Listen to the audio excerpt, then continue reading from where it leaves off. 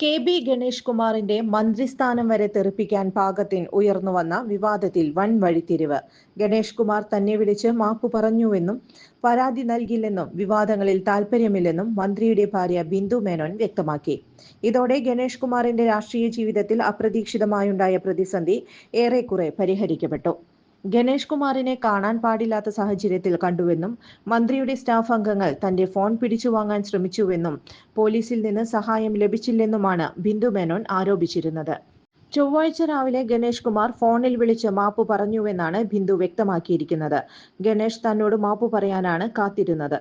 പ്രശ്നങ്ങൾ സംസാരിച്ച് പരിഹരിക്കാമെന്ന് ഗണേഷ് കുമാർ ഉറപ്പു നൽകിയിട്ടുണ്ട്. 5000 പ്രണയങ്ങളുണ്ടെന്ന വെളിപ്പെടുത്തൽ തന്നെ വേദനിപ്പിച്ചിരുന്നു. ഗണേഷിനെ ഇട്ടെറിഞ്ഞു പോകാനല്ല ആരോപണം ഉന്നയിച്ചതെന്നും അദ്ദേഹത്തെ അത്രയേറെ ഇഷ്ടപ്പെടുന്നുവെന്നും ബിന്ദു മേനോൻ പറഞ്ഞു.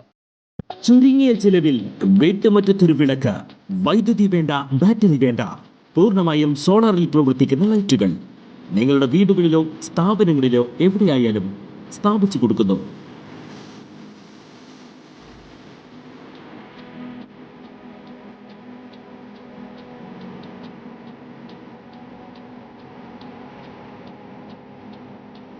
ഹാർഡോൾ സോളാർ ലൈറ്റ്സ്.